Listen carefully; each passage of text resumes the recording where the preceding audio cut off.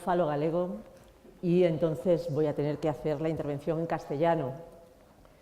Siempre que voy a algún territorio con lengua cooficial, me gusta empezar la intervención diciendo que yo soy de Extremadura y como millones de personas que no tenemos una segunda lengua en la región en la que hablamos, hemos tenido la mala suerte de que nadie se preocupase porque tuviéramos un acercamiento y un conocimiento de lo que también es patrimonio cultural de todas las personas en España, y por eso nos cuesta a veces tanto, ¿no?, venir a los territorios cooficiales y hablar en lenguas que deberían sernos propias, ¿no? Y bueno, pues aprovechar estos espacios para decirlo me parece que es lo adecuado, así que bueno, hablaré en castellano, os pido disculpas por ello y a ver si entre todas y todos somos capaces de compartir también ese patrimonio cultural que nos pertenece, que es la lengua. Estoy encantada de compartir espacios de este tipo, hablando de feminismo, ¿no?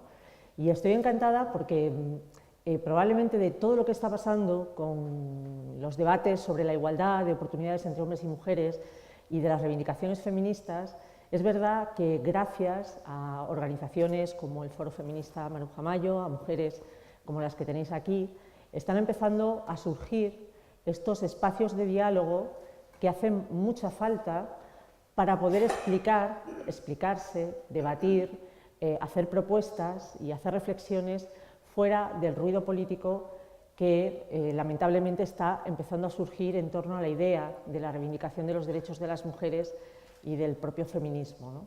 Creo que esta campaña electoral puede ser un buen ejemplo de ello y de cómo pues, tenemos que buscar espacios de diálogo, faladoiros, que de alguna manera nos ayuden a tener conversaciones sobre lo que aporta la igualdad, lo que aporta el feminismo al bienestar social en su conjunto, más allá de las refriegas que estamos viendo en torno a partidos políticos, ¿no?, a los discursos de los partidos políticos.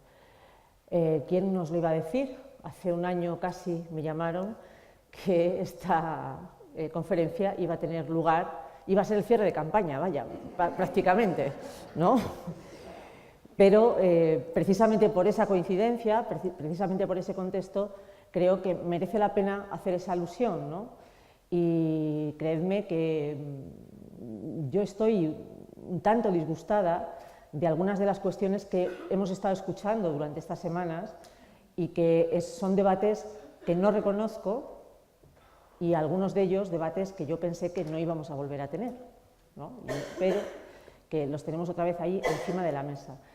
Por eso es importante, es interesante que muchas mujeres, muchas organizaciones, muchas personas que han estado trabajando por la igualdad desde hace mucho tiempo generen este tipo de espacios e incluso, como ha dicho Carmen, que las instituciones faciliten estos espacios simplemente para que se puedan exponer las ideas sobre justicia social, sobre bienestar social, sobre desarrollo de las personas y sobre democracia que representa en este momento el feminismo, ¿vale? Entonces, muchas gracias por haber querido venir, muchas gracias por venir a escucharme.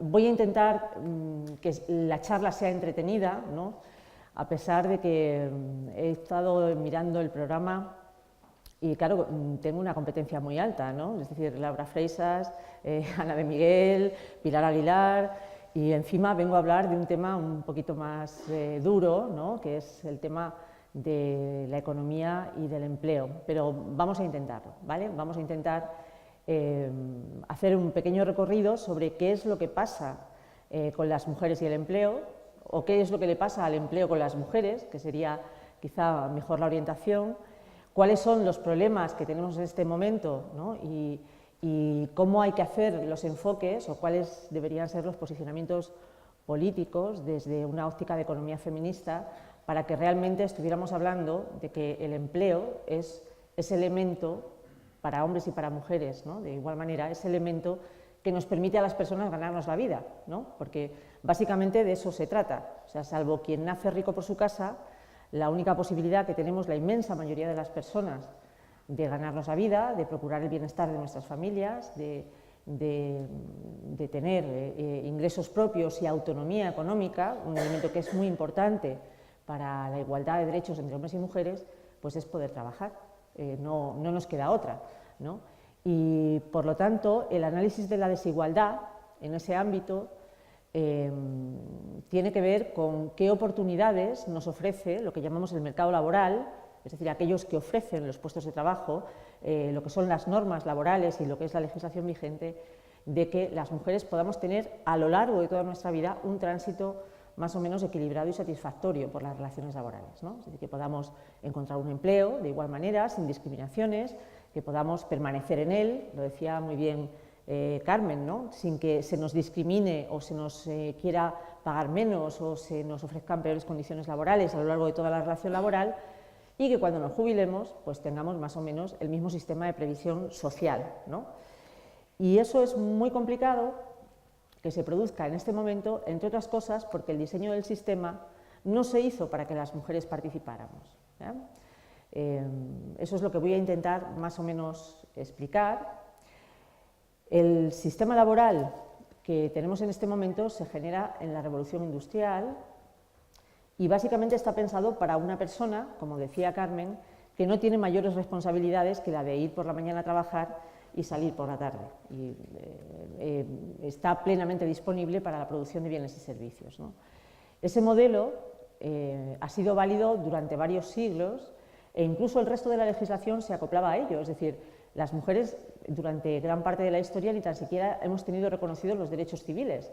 Por lo tanto, el tema de que nos quedáramos en casa bajo la potestad del pater familias, mientras que era el otro miembro de la pareja, el hombre, quien salía a trabajar para ganar el dinero de la familia, pues era un sistema que más o menos iba funcionando, ¿no?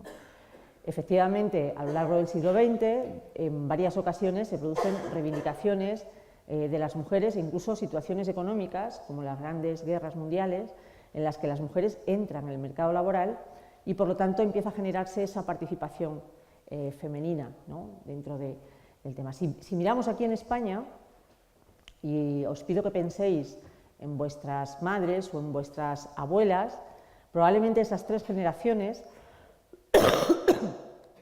de mujeres han cambiado radicalmente su perspectiva de relación frente al empleo a las generaciones que son ahora más jóvenes, ¿no? Es decir, mi madre, que creció en un ambiente rural, tenía clarísimo que su destino era estar en el mercado reproductivo, estar en el cuidado y atención de su familia y siendo madre y esposa, ¿vale? Sin embargo, la generación de mi hija, y si fuéramos ahora probablemente a cualquier instituto de secundaria de Lugo, sería muy raro que encontráramos a ninguna niña que estuviera estudiando últimos años de la ESO o bachillerato que no quisiera tener un empleo cuando fuese mayor. Por lo tanto, la voluntad de las mujeres y la relación de las mujeres frente al empleo ha cambiado radicalmente en los últimos 40 años, no se parece absolutamente en nada. Y es verdad también que la presencia de las mujeres en el mercado laboral ha cambiado también radicalmente. Hay en algunos campos donde se nota más que en otros, pero es verdad que hemos pasado en los años 80 del siglo pasado de tener una participación de las mujeres de en torno a un 30% a estar por encima del 55-56% en este momento de mujeres que están activas en el mercado laboral. Sin embargo, si analizamos el resto de las circunstancias que tienen que ver con la relación laboral, en realidad hemos arreglado muy pocos de los problemas que caracterizan la participación laboral de las mujeres. Es decir, las dificultades que tiene una mujer para encontrar un empleo, para que la contraten, siguen siendo superiores a las que tienen sus compañeros varones. Siguen existiendo muchas discriminaciones que afectan a los procesos de selección de personal. Y la crisis económica en la que llevamos inmersas e inmersos desde el año 2008 nos ha demostrado que incluso en una circunstancia en la que se pierde mucho empleo masculino, como fue lo que pasó en el año 2008, que el sector de la construcción se hundió también el sector industrial y que son sectores donde participan mayoritariamente hombres, el paro masculino subió muchísimo, pero en cuanto a partir del 2012 se ha vuelto a empezar a generar empleo, en este momento la disminución del desempleo masculino está caminando a doble velocidad que el desempleo femenino. Por lo tanto, mes a mes, trimestre a trimestre, se está produciendo una mayor proporción de mujeres en desempleo que de hombres en desempleo. Esta cifra oficial, que como os digo es la de la EPA, la del paro registrado, nos demuestra que cuando hay excedente de mano de obra en el mercado, las empresas, los empleadores, quienes tienen que hacer las contrataciones, siguen prefiriendo contratar a un hombre antes que contratar a una mujer. Y esto sigue pasando. Y seguimos viendo en los periódicos muy a menudo ofertas de empleo discriminatorias que hablan abiertamente de la preferencia que tienen por la mano de obra masculina.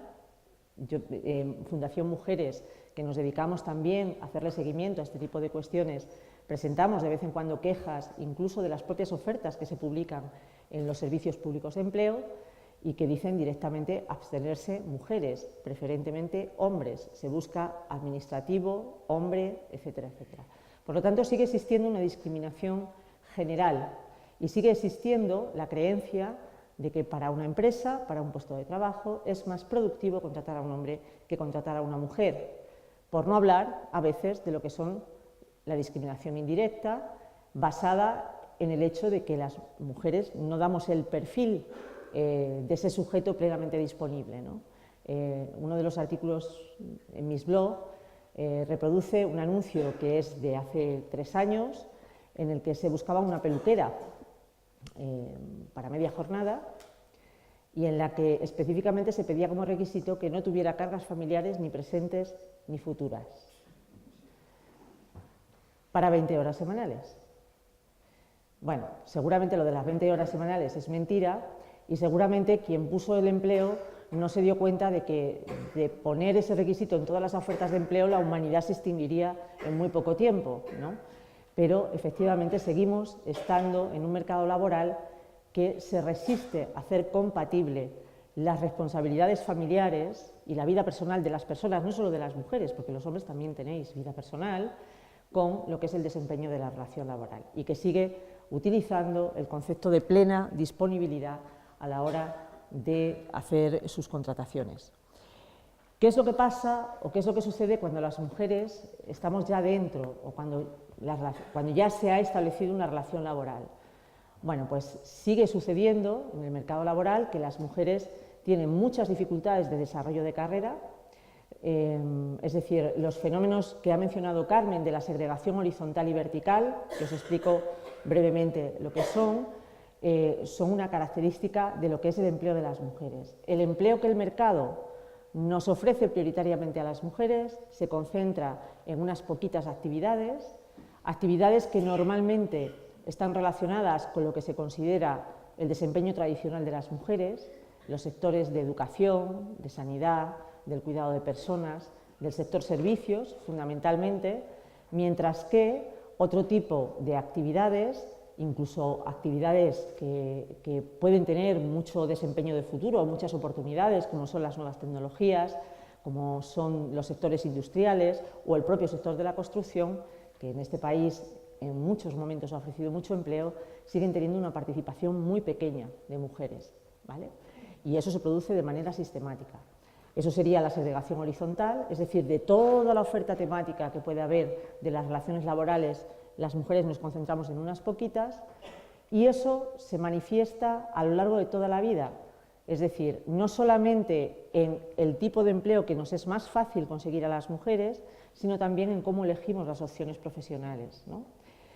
Durante mucho tiempo se pensó que el hecho de que las mujeres se interesaran por actividades tradicionalmente masculinas, a nivel de los estudios también, era una cosa que se arreglaría con el tiempo, ¿no? Es decir, que las nuevas generaciones elegirían más libremente sus opciones profesionales. Pero, sin embargo, fijaros una cosa, en los estudios tecnológicos y en las ingenierías, en los últimos años se ha producido un retroceso de la participación de chicas en esos estudios. Claro, lo decía Carmen en la intervención con cierta sorna, pero ¿es posible que las mujeres nos empeñemos en elegir opciones profesionales en las que se cobra menos, hay menos empleo normalmente tenemos menos oportunidades de desarrollo de carrera? ¿Es posible que eso sea una opción libre? ¿Qué es lo que está pasando para que efectivamente de la totalidad de los estudios que se puedan hacer, los estudios tecnológicos, los estudios técnicos, sean menos deseados por parte de las mujeres? Hay que tener cuidado con estas preguntas, porque en este momento hay incluso gente dispuesta a convencernos de que eso es genética, opciones personales o qué otro tipo de cosas, ¿no? Dejemos la pregunta ahí, luego la debatimos si queréis, ¿vale? Pero lo cierto es que se está produciendo un retroceso de la participación de las mujeres en sectores hard, sectores duros, sectores de gran generación de empleo de mucha calidad en los últimos años, o incluso en ámbitos de actividad que se presentan muchas veces como una oportunidad de desarrollo para muchos territorios, lo que hemos llamado el empleo verde, el empleo medioambiental, el empleo de las zonas rurales para el sostenimiento de la naturaleza y la sostenibilidad económica y la cultura de territorios rurales, por ejemplo, están básicamente muy masculinizados en este momento. Es decir, los principales sectores de desarrollo rural, que podrían ser una oportunidad de fijación de la población al territorio, sin embargo, ofrecen muy pocas oportunidades a las mujeres y se masculinizan inmediatamente. Eso es básicamente lo que está pasando. En cuanto al otro fenómeno de segregación, hemos visto el horizontal, que es el vertical. Bueno, seguramente que os suenan dos denominaciones, la de por abajo, que sería ese suelo pegajoso, ¿no? Es decir, es habitual que en casi cualquier estructura nos encontremos a las mujeres pegadas a las ocupaciones menos valoradas, pegadas a los puestos de trabajo que menos cobran y que bueno, pues están menos valorados dentro de cualquier tipo de estructura. Y yo antes utilizaba datos, pero he decidido que desde el otro día me voy a referir al debate y la mopa, y creo que con eso se explica maravillosamente bien, ¿no? Es decir, la mopa, ¿visteis el debate del otro día de Televisión Española? ¿Visteis quién pasaba la mopa? Eso es el suelo pegajoso, ¿ok? Eso es el suelo pegajoso. Si de todas las ocupaciones tenéis que elegir la que seguramente cobra menos, la que está peor valorada y demás, existen muchísimas posibilidades de que ese puesto de trabajo esté ocupado por una mujer. Y por el otro extremo lo que tenemos es una cosa que se llama el techo de cristal, y que básicamente se mide en este momento por la participación de mujeres, por ejemplo, en los equipos de dirección de las grandes empresas o en los consejos de administración. En el año 2007, en España, se aprobó una ley que a mí me gusta mucho, se llama, bueno, visto lo visto, cambiaría algunas cosas, ¿no? Pero a mí me gusta mucho, se llama la Ley para la Igualdad Efectiva entre Mujeres y Hombres, que tiene un artículo en el que se les sugería a las empresas, y utilizo el verbo correcto, se les sugería a las empresas que quizá, año 2007, en los siguientes 8 años deberían hacer algún esfuerzo por equilibrar la presencia de mujeres en sus consejos de administración. Los 8 años se cumplieron en el 2015. Decía la ley que hicieran el favor de que en el año 2015 se pudiera llegar a un 40% de participación de hombres y mujeres en los consejos de administración, es decir, que ninguno de los sexos estuviera por debajo del 40%. Bueno, pues unos cuantos años después, es decir, hemos superado sobradamente ese plazo que se le dio a las empresas y en este momento en España no se llega al 20% de mujeres en consejos de administración, lo cual básicamente significa que por favor las empresas no lo van a hacer.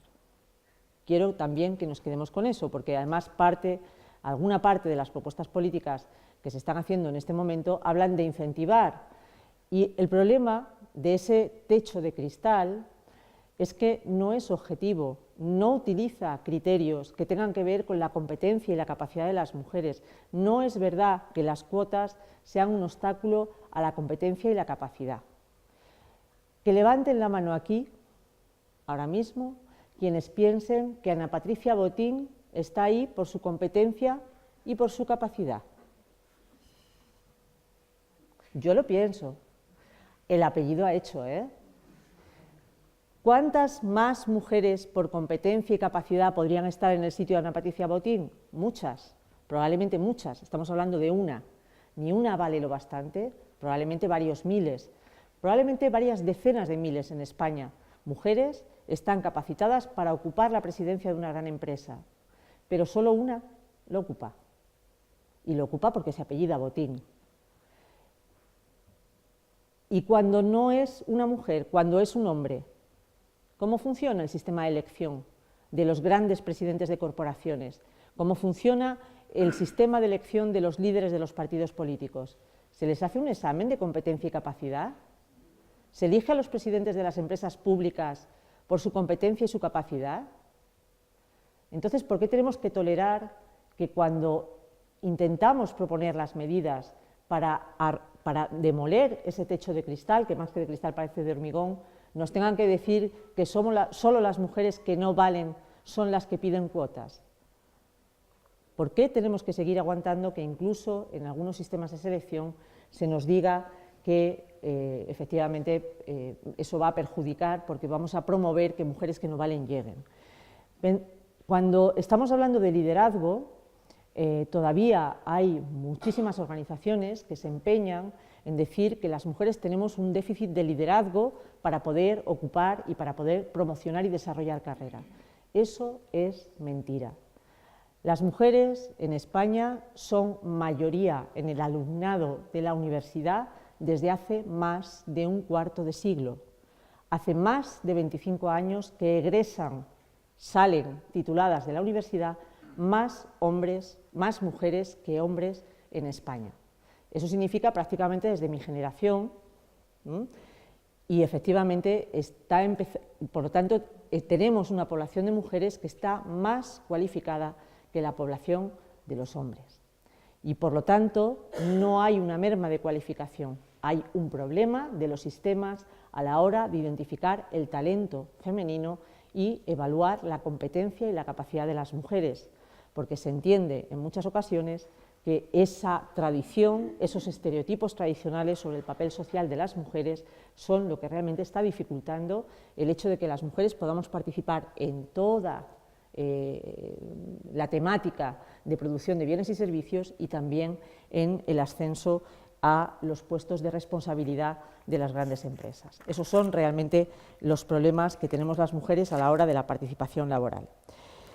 Estos fenómenos tampoco tendría tanta importancia, es decir, si realmente no fuera porque generan diferentes condiciones laborales, ¿no? La brecha salarial, que es esa diferencia en el salario que percibimos hombres y mujeres, y que ha dicho cosas muy interesantes Carmen en la intervención, ¿no? Porque yo trabajo en una organización feminista, ¿no? Y si hago una reflexión desde el patriarcado y desde lo que es la discriminación social contra las mujeres, sé que esto que os estoy contando, ¿no? El hecho de que haya muchas dificultades para que las mujeres sean presidentas de los grandes bancos o promocionen a altos puestos de responsabilidad, o el hecho de que los salarios de las mujeres sean de media más de un 20% inferior a los de los hombres, es una de las maneras que tiene el mercado laboral de recordarnos que estamos en territorio que no es propio. Esa es básicamente la reflexión desde el punto de vista feminista, ¿no? Pero también sé que representa una merma para lo que es el aprovechamiento del talento y para el desarrollo económico, es decir, que al final lo que representan las brechas salariales son menor ingreso para las familias, son peor tratamiento laboral para las mujeres y también menos posibilidades de desarrollo económico para las empresas y para la sociedad en su conjunto. Por lo tanto, le tenemos que prestar atención a las brechas y a la brecha salarial, ¿no? A pesar de que seguramente, y si queréis lo hablamos después, existen muchas opiniones individuales y personales que hablan de que la brecha en realidad no existe. No es verdad, ¿cómo es aquello de? No es verdad, a nadie le pagan menos por el mismo trabajo, ¿no? Y es verdad, probablemente a nadie le pagan menos por exactamente el mismo trabajo. El problema es que las formas de valorar el trabajo o las formas de establecer los complementos son distintas cuando se trata de hombres y de mujeres, y hay muchos ejemplos en la justicia española sobre cómo opera esta brecha salarial. Os cuento, por ejemplo, un ejemplo de brecha salarial. En el convenio de Iberia, el convenio de pilotos y pilotas de Iberia, que las hay, pocas, pero las hay, una parte de los conceptos salariales y de la estructura salarial tiene que ver con el número de horas de vuelo que hace un piloto a lo largo de un mes, ¿no? Entonces se supone que cuando un piloto lleva 2 años volando un mínimo de horas de vuelo, a lo largo de todos los meses, ¿no? Sube un escalón salarial y se le promociona, se le da un plus, se le sube el sueldo. Cuando una pilota se queda embarazada no puede volar, pero no puede volar durante todo el embarazo, porque es una cuestión de seguridad e higiene en el trabajo, no se puede, no puede volar. Y por lo tanto, lo que le pasa a las mujeres que se quedan embarazadas siendo pilotas bajo ese convenio colectivo de Iberia es que pierden la oportunidad de promocionar, de tal manera que si comparamos a 2 personas, un piloto y una pilota, que hubieran entrado en el mismo momento y la mujer hubiera tenido 2 hijos, ¿no? Y el piloto pues, no hubiera caído enfermo, hubiera ido normalmente con su promoción salarial, una pilota estaría 2 escalones por debajo en la brecha salarial, ¿no? Y entonces cuando las pilotas de Iberia intentaron denunciar este convenio, lo que les dijeron es que no tenían razón, porque el número de horas de vuelo es un criterio objetivo, ¿no? Claro, o sea, yo te voy a pagar más o tú vas a promocionar salarialmente porque has volado más horas. Por lo tanto, no os quejéis, que es que lo queréis todo. Queréis iros a casa y estar segura cuando os quedáis embarazada y luego resulta, pues claro, tenéis que perder el tema salarial, ¿no? Parece lógico, es muy lógico, salvo porque en el convenio, al mismo tiempo que se determinaba esa cláusula de horas de vuelo, en la cláusula siguiente decía que aquellos pilotos que se fueran a hacer tareas de formación y que perdieran, por lo tanto, la media de horas de vuelo, no perderían la escala salarial.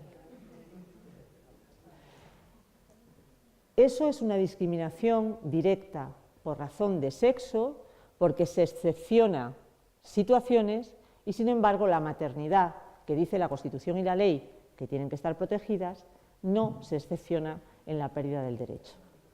Es decir, la no discriminación por razón de sexo debería incorporar la creencia por parte de todo el mundo de que no se puede discriminar por razón de maternidad, no se pueden perder oportunidades laborales por razón de maternidad. Y se pierden muchas oportunidades por razón de maternidad y se cobra una factura muy alta en los perfiles laborales de las mujeres, aún hoy, lo que es ya no el ejercicio, ya no solamente el periodo estricto de lo que es el embarazo y el parto, donde ya hay muchas ocupaciones y muchas actividades en las que tampoco representa una gran variación entre hombres y mujeres, sino también en los tiempos de cuidado posteriores. Hoy por hoy, el mercado laboral español no permite una conciliación, y ¿qué os voy a contar, no? Como las locas, ¿sí o no? Con muchas dificultades, con muchos problemas, con muchas ganas a veces de abandonar, con abandonos específicos que se producen todavía en cuanto se tiene algún tipo de problema, en cuanto hay un problema de salud, en cuanto hay un problema, es muy difícil mantener. Y desde luego, esa sospecha que existe sobre todas las mujeres jóvenes de esa potencialidad de convertirse en madre y que sigue operando de forma negativa en lo que es la contratación.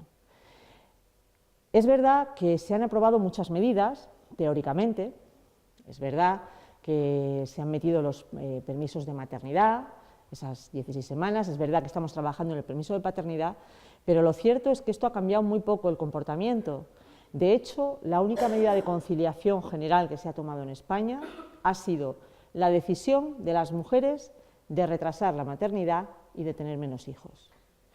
Y ahora nos dicen que esto de las pensiones lo vamos a arreglar con natalidad.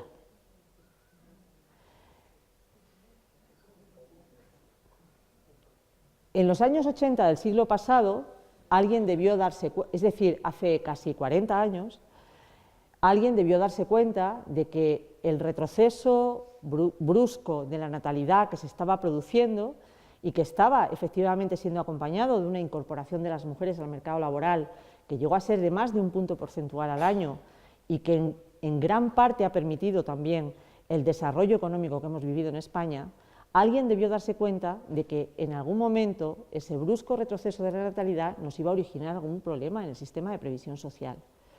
Probablemente muchas generaciones de mujeres hubiéramos agradecido no tener que retrasar nuestra edad de maternidad y haber podido tener algún hijo que otro más de los que hemos tenido. Estoy convencida de ello, de que hay varias generaciones de mujeres en España que probablemente hemos hecho equilibrios y hemos planeado intentando encontrar el espacio entre ser madres y no renunciar del todo a la carrera profesional.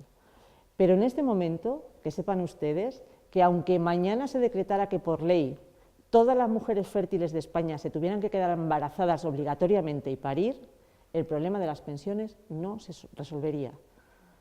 Que lo tengamos claro, ¿de acuerdo? Porque efectivamente hay algunas propuestas políticas que, aparte de intentar de paso culpabilizar un poco a las mujeres sobre el tema de la quiebra del sistema de previsión social, están proponiendo medidas que desde luego no son una solución en este momento. Las mujeres han tomado una decisión a lo largo de estas décadas, la han tomado porque las ayudas que había eran absolutamente escasas, la han tomado porque las medidas de conciliación no eran suficientes y la única posibilidad que había de no perder el empleo y de poder estar en el mercado laboral era tener los hijos más tarde y tener menos hijos de los que habían tenido nuestras madres. Esa es la situación de conciliación en este momento, básicamente. Por lo tanto, el ámbito de la conciliación de la vida familiar y laboral tiene por delante, en este momento, una enorme posibilidad de mejora y necesidades de mejora para que realmente podamos hablar de que tener familia, ocuparse de las responsabilidades personales y familiares son compatibles con lo que es el desempeño laboral. Y para eso tenemos que transformar algunas cosas en el mercado laboral español, que sigue siendo un mercado y sigue siendo un tipo de empleo el que ofrece, que prefiere sobre todo la presencia de los trabajadores y las trabajadoras en el centro de trabajo, que utiliza muy poco medidas de flexibilidad, que siempre que se han utilizado medidas de flexibilidad en la relación laboral han sido a favor de la empresa y muy poquitas veces a favor de las trabajadoras y los trabajadores. El contrato a tiempo parcial es una guarrada en España, ¿vale? De hecho, la mayor parte de las personas que trabajan a tiempo parcial no quieren estar en esa situación, sean hombres o sean mujeres, y tienen un trabajo a tiempo parcial porque no encuentran otra cosa. Básicamente esa es la cuestión. Por lo tanto, hemos de mejorar mucho en lo que son las medidas de conciliación, hemos de conseguir que realmente, no solamente que hombres y mujeres sean corresponsables en ese cuidado, y en ese sentido el permiso de paternidad que se acaba de ampliar es una buena noticia, aunque llega un poquito tarde, ¿vale? Y desde luego tenemos que seguir buscando otro tipo de fórmulas, ¿no?, que permitan, en una sociedad que además está envejeciendo, que va a necesitar muchas cargas de cuidado, el poder hacer compatible el empleo con las responsabilidades familiares y domésticas. Y luego hay otros ámbitos y otros espacios en los que también la presencia de las mujeres en el mercado laboral sigue caracterizado por cuestiones que son claramente discriminatorias, ¿no? No se habla demasiado de ello, pero sigue existiendo un tipo de violencia que se ejerce específicamente en el ámbito laboral y que es el acoso sexual y el acoso por razón de sexo en los ámbitos laborales, ¿no? Y además quedan entornos particularmente duros hacia las mujeres en ese sentido, ¿no? Es decir, pensemos todavía en que situaciones de acoso por razón de sexo, incluso agresiones sexuales en ámbitos como el ejército, los cuerpos y fuerzas de seguridad del Estado, siguen encontrando muchas dificultades para su denuncia siquiera, y normalmente además hay espacios en los que no se toman las medidas adecuadas y se siguen en parte con algunas estrategias del pasado, ¿vale? Así que seguimos teniendo un mercado laboral que discrimina a las mujeres, que dificulta su pleno desarrollo, que dificulta para empezar su entrada después, para continuar, el pleno desarrollo de carrera y, para terminar, pues, plantea algunos problemas de igualdad de derechos, como tiene que ver con la percepción del salario o incluso con la seguridad individual, y que complica además mucho el bienestar de las familias.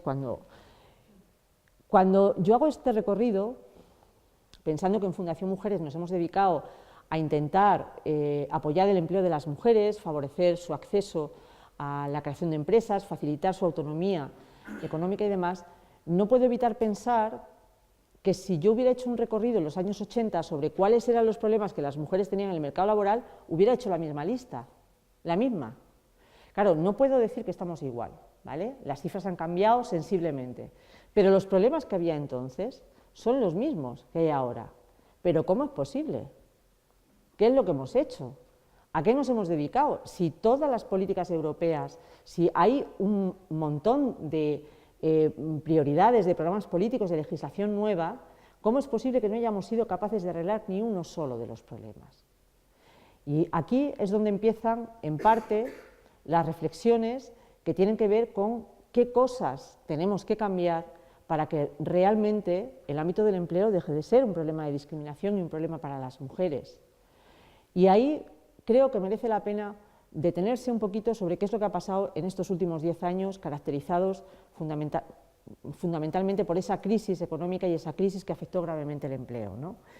Creo que básicamente lo que ha pasado durante todo este recorrido de las últimas décadas, pero particularmente en esta última, es que la situación de crisis ha paralizado completamente lo que tenía que ver con las medidas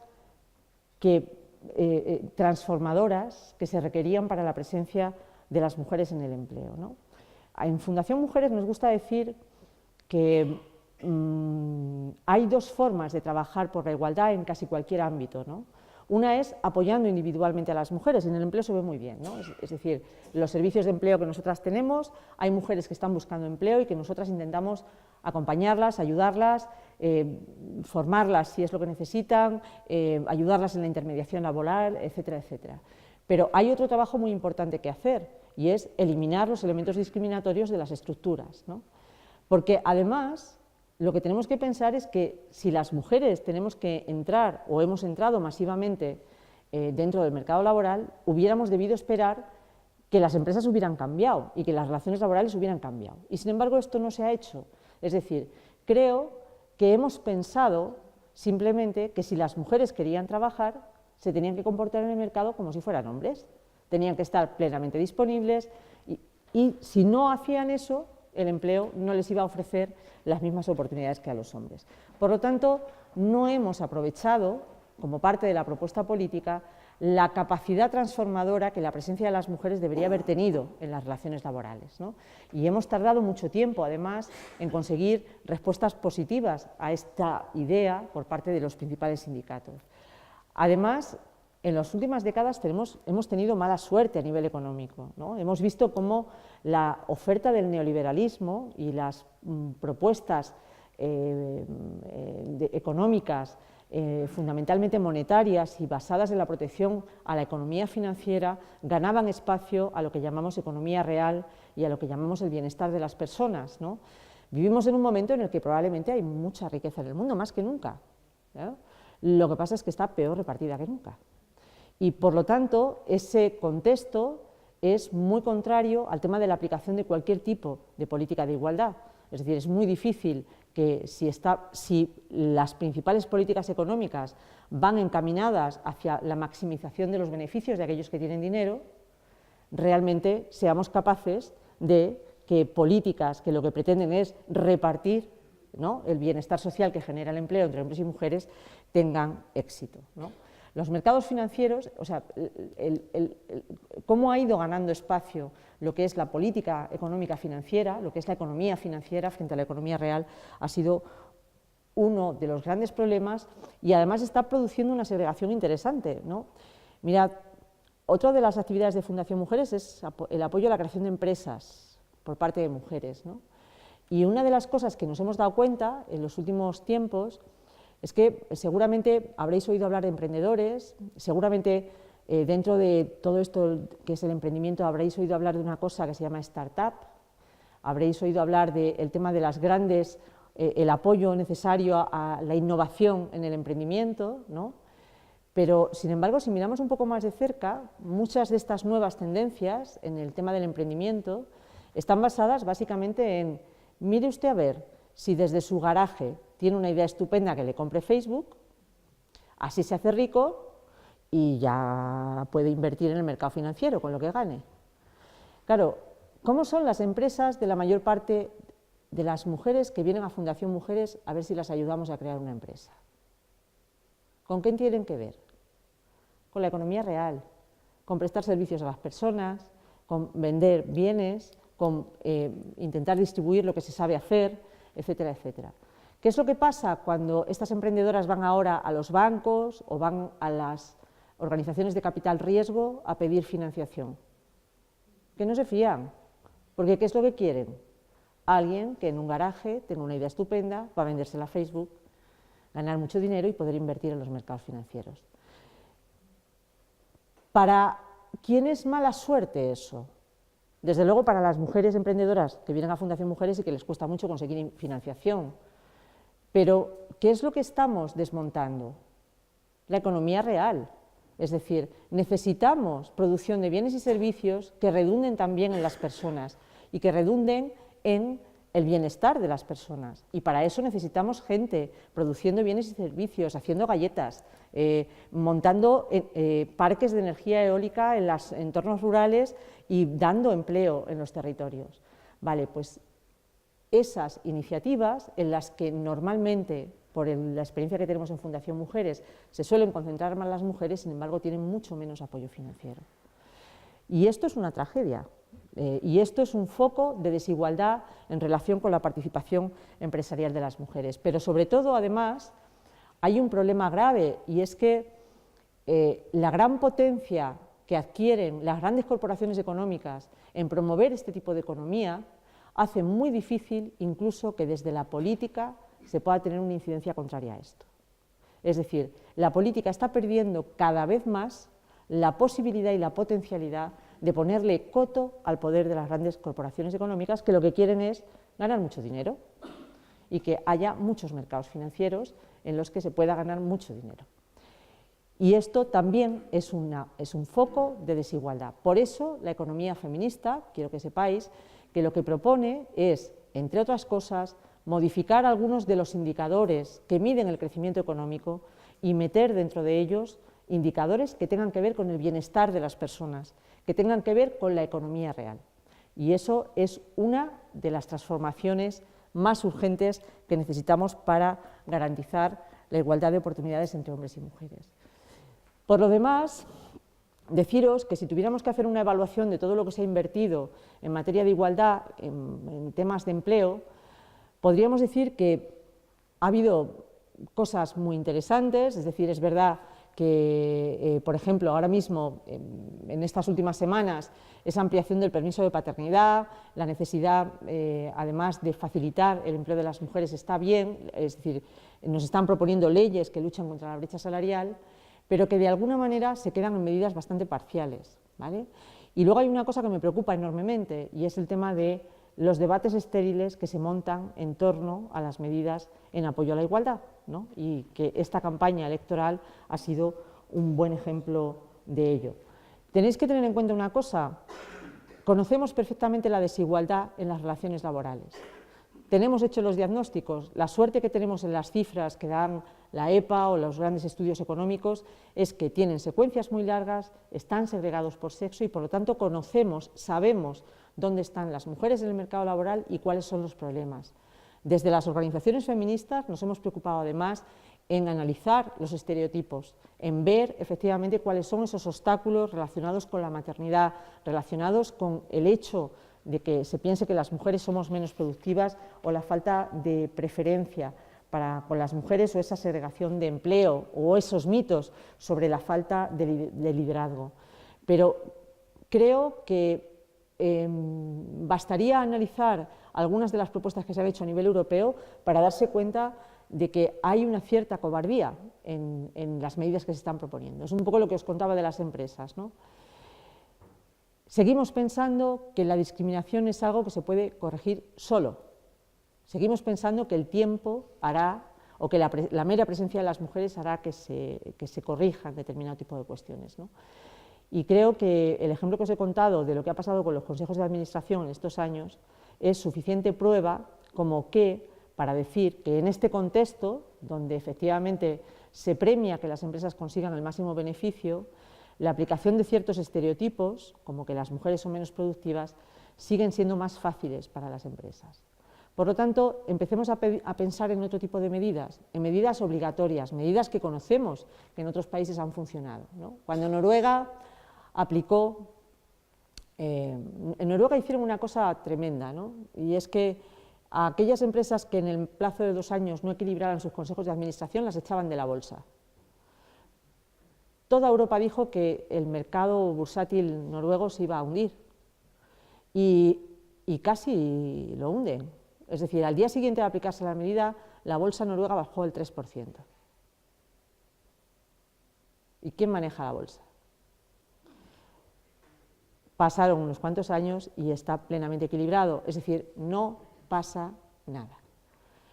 Hay que eliminar la discriminación de las relaciones laborales. La mayor factura de esa discriminación en las relaciones laborales tiene que ver con que las relaciones laborales están mal diseñadas y eso es malo para los hombres y para las mujeres. La mayor factura, incluso la factura económica, la seguimos pagando las mujeres, pero no se nos puede olvidar que cuando en las relaciones laborales se discrimina, esa discriminación acabará apuntando contra todo el mundo y contribuirá a una devaluación en el empleo y a una devaluación de las propias relaciones laborales. Defender un empleo de calidad es defender un empleo de calidad para todos y para todas. Y en ese sentido no podemos hablar de empleo de calidad si seguimos consintiendo que existan discriminaciones por razón de sexo en las relaciones laborales. Hay propuestas en la economía feminista que apuntan hacia todo esto que os estoy diciendo. Hay cuestiones en este momento de feminismo, sostenibilidad, que tienen que ser necesariamente aplicadas y creo que tenemos que ser un poco más valientes a la hora de aplicar este tipo de medidas. Y ahora, si queréis, charlamos.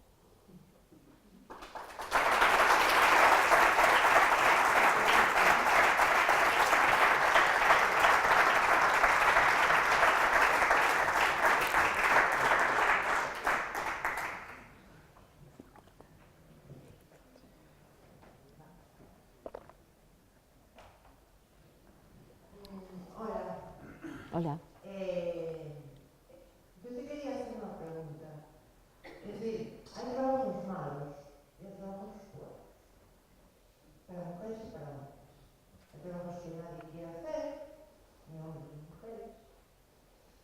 Y entonces, claro, tenemos cierta edad y ya hemos pasado por, yo qué sé, por 4 empleos precarios y fuimos apañándonos y tal, y bueno. Aparte de los hijos y todo eso, bien. Pero ahora viene la generación nueva, porque claro, tienes cierta edad y más piensas en llegar a la jubilación que no en conseguir fundar una empresa, por poner un ejemplo, ¿no? Pero claro, viene gente joven detrás y va a seguir siendo igual. Hay trabajos buenos, hay trabajos malos, hay trabajos que los hombres no quieren. Y que no quiere nadie. Pero una cosa es que por naturaleza tú, pues, estés preparada para tener hijos y los tengas. Evidentemente debería ser un plus, en vez de ser una rueda aquí. Sí. A ver, evidentemente no todos los trabajos son iguales, ¿no? Y yo creo que, o sea, cualquiera que... Claro, cuando tú has acompañado a alguien, por ejemplo, a los hijos, a las hijas, ¿no? Les has dicho, te tienes que preparar para tener un buen empleo, ¿no? Efectivamente.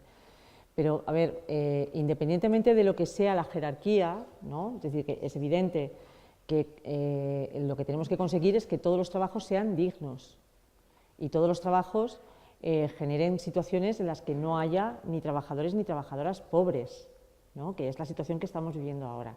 Es verdad que estamos en un momento en el que todo lo que tiene que ver con el empleo se está degradando, a pesar un poco de lo que hemos dicho antes, ¿no? Es decir, que hay algunos trabajos de gente que está reflexionando sobre esto, economistas frente a la crisis, el tema de cómo es posible que se estén produciendo estas situaciones en un momento en el que la riqueza en el mundo, insisto, es mayor que nunca, ¿no? Es decir, somos capaces de producir mucha riqueza, pero sin embargo al mismo tiempo tenemos empleos donde la gente no es que no llega a fin de mes, es eufemismo, no, es que directamente es pobre, es que directamente el trabajo no da lo suficiente como para vivir, ¿no?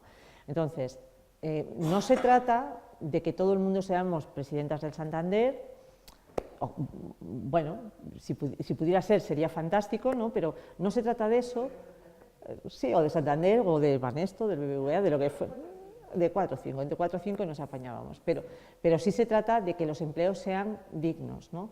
Y sobre todo que la valoración de los empleos no se corresponda con estereotipos, ¿no? Es decir, que vivimos en una sociedad en la que cuidar de un coche está mejor pagado que cuidar de una persona enferma, ¿no? Entonces, ¿por qué hacemos? Es verdad que la propia lógica de la producción de riqueza en un sector y en otro, probablemente, esto lo explica muy bien María Ángeles Durán, ¿no? El tema de, hubo un momento, antes del 2008, en el que se hablaba del sector económico de las batas blancas como un gran sector de empleo, ¿no? Las batas blancas son el sector del cuidado, el sector sanitario. Y María Ángeles Durán, que es una socióloga feminista muy reputada, decía, sí, empleo va a haber mucho, pero ¿quién lo va a pagar? Entonces, muchas veces las oportunidades de trabajar y de tener un salario digno tiene que ver con la riqueza que se produce en un sector determinado, ¿no? Pero efectivamente tenemos que conseguir. Pues, no sé, la tienen en Belice. Es decir, los mercados financieros, claro, vivimos en una sociedad, esto, bueno, trasciende. Yo no sé si habéis visto alguna vez en los debates estos que nos acusan a las feministas de anticapitalistas, etcétera, etcétera y demás, ¿no? Claro, vivimos en un sistema en el que un señor responsable de una empresa, gerencia, una sola empresa, que se llamó Lehman Brothers, fue capaz de quebrar el mercado mundial en una sola noche, ¿no? En una sola noche. ¿Cómo? Y sin embargo la gente de Lehman Brothers no perdió dinero, ¿eh? Todo el mundo de Lehman Brothers se hizo rico esa noche. Entonces, vivimos en unas relaciones de mercados económicos y financieros donde a veces incluso la política ha protegido más al dinero que a las propias personas, ¿no? Entonces, efectivamente se ha quebrado un mercado mundial y eso ha incidido, sobre todo, sobre la calidad de las relaciones laborales, ¿no? Lo que dice el feminismo es que eso no puede ser, es que no podemos tener solo indicadores económicos para esa cuestión. No podemos proteger determinado tipo de actividades si no protegemos también otras, ¿no? Y en cualquier caso, lo que no puede ser tampoco es que de esos empleos buenos y de esos empleos malos, a las mujeres nos toquen sistemáticamente los peores. Entonces, son esas dos cosas, sí.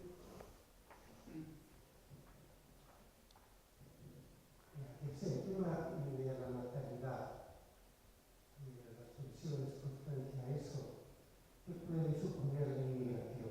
¿Qué nos pueden aportar los inmigrantes que nos están llegando? Pues la sostenibilidad del sistema, básicamente. A ver, absurdo completamente.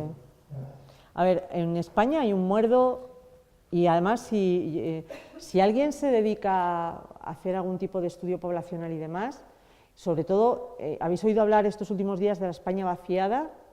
Vale. Bueno, pues los muerdos, ¿sabéis lo que es la pirámide poblacional? ¿Os acordáis de la pirámide?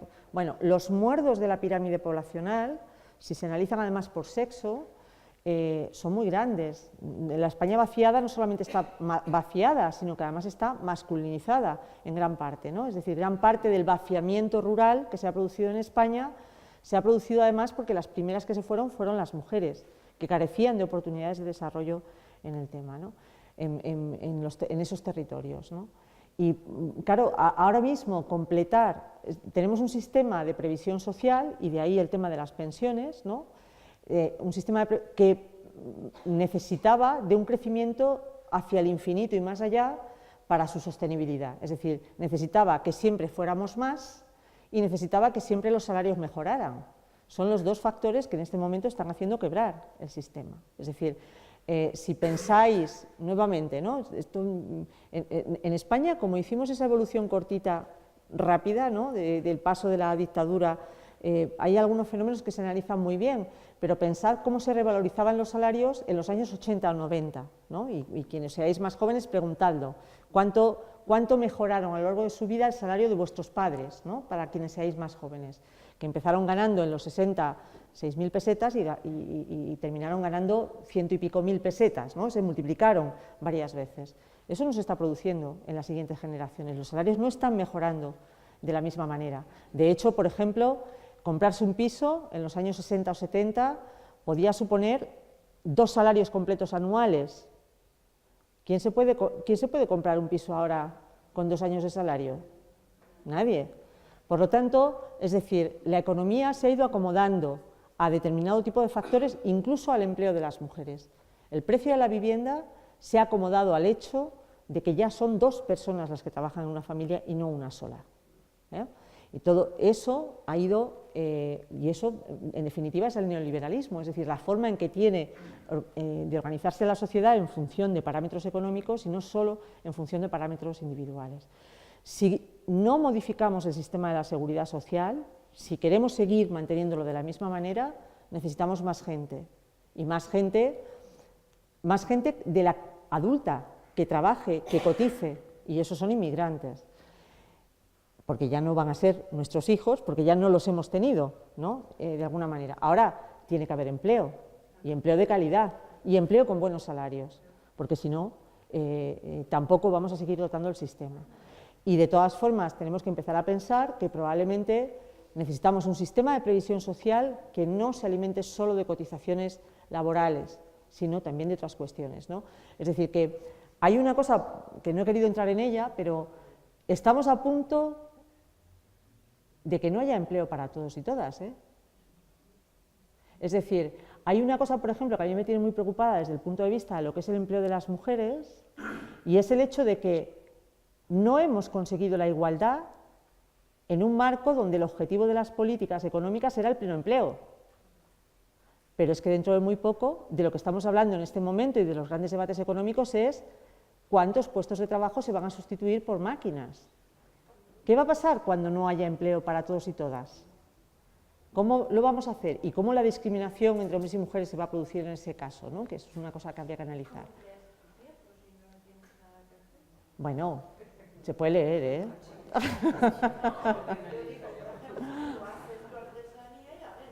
Sí.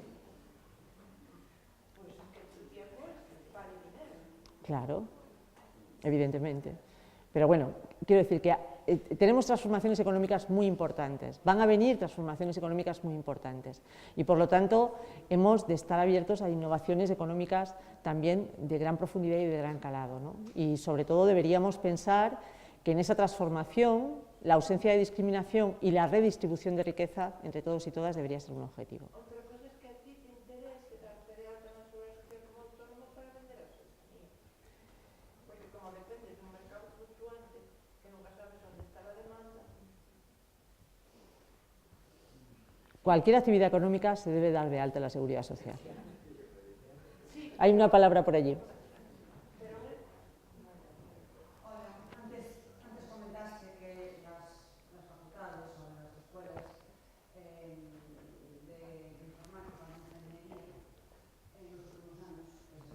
Han retrocedido.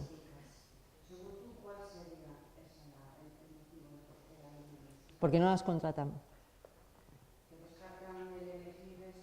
No, porque no las contratan después. No hay empleo para... Sí. Sí, en verano de 2016, aparte de que luego, por ejemplo, quiero decir, hay mucha distancia entre lo que son los discursos de opinión y los discursos políticos en este ámbito, ¿no? Porque bueno, es decir, que hay gente que frente a esto nos diría, es que no lo eligen, y por lo tanto las chicas están haciendo uso de su libertad individual, ¿no? Que como decía Carmen, debe ser que son tontas, porque, en fin, bueno, lo que pasa, la OCDE hizo un informe hace un par de años en el que le tiraba de las orejas a España precisamente por ese retroceso de las mujeres en los sectores punteros y tecnológicos, ¿no? Y una de las causas que atribuía a la OCDE era el tema de la falta de oportunidades de empleo en estas carreras para las mujeres, ¿no? Y luego yo aquí voy a tirar de vivencia. Yo soy madre de una chica de 21 años que está estudiando una ingeniería industrial, donde efectivamente son menos del 10% en el aula las mujeres, ¿no? Bueno, pues año 2019, mi hija empezó hace un par de años la carrera y todavía ha tenido que escuchar en el aula comentarios poco oportunos respecto de la presencia de las mujeres en las ingenierías. Entonces, quiero decirte que seguimos luchando exactamente con el mismo estereotipo, ¿no? Es decir, que hay gente, y además si queréis hacemos la prueba, nos vamos ahora a la Plaza Mayor, que creo que había un tenderete de unos señores muy simpáticos, y se lo preguntamos.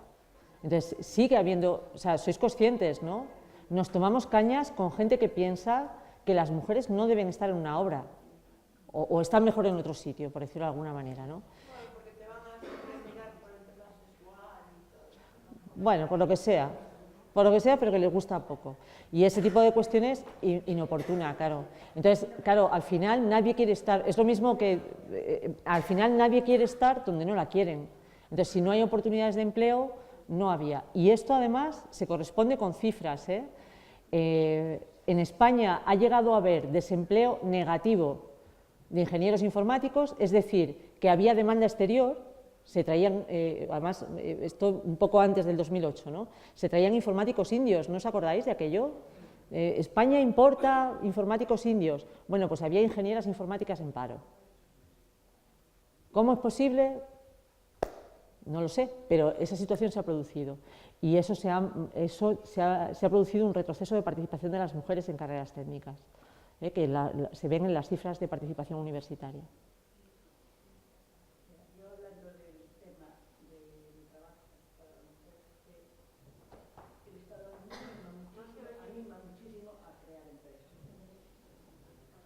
No, no, es que si no, no te oyen atrás.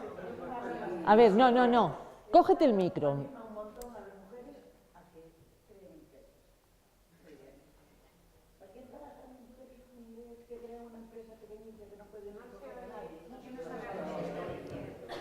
Claro, es que no te oyen.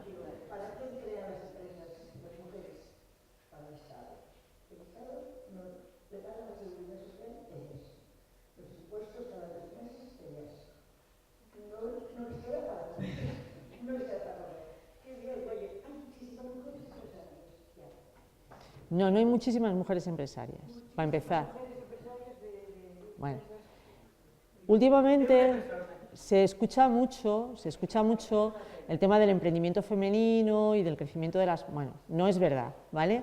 El indicador de participación de las mujeres en el tejido empresarial es el indicador más resistente que ha habido y que está, hoy por hoy, un poquito por encima del 30%, ¿vale? O sea, del total de las personas que se dedican a gestionar empresas, o sea, que tienen su propia empresa, que son empleadores, ¿no? o que son trabajadores por cuenta propia, las mujeres siempre han estado un poquito por debajo al principio, ahora un poquito por encima del 30%. Es verdad que se anima mucho a las mujeres a que emprendan. Se llegó en algún momento a decir la barbaridad de que si quieres conciliar, monta tu empresa, que es lo más grande que yo he oído. Claro.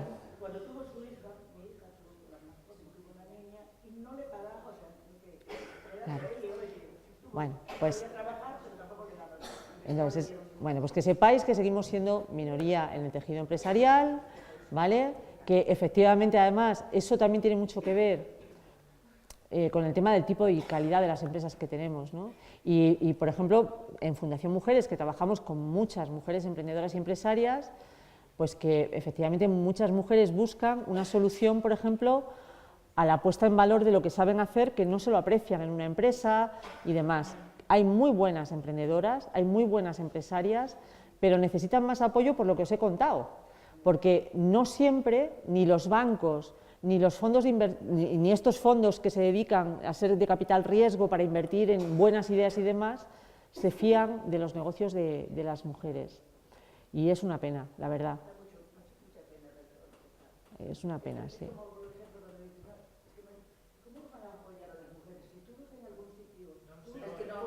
El micro. Cuando se reúnen todos los jefazos de los... Bueno, nos está diciendo que cómo se va a fiar la sociedad de las mujeres cuando salen los importantes en economía a hablar, son todos señores. Claro. Claro. Bueno, a Merkel, que ya no está, fíjate, la hemos echado de menos.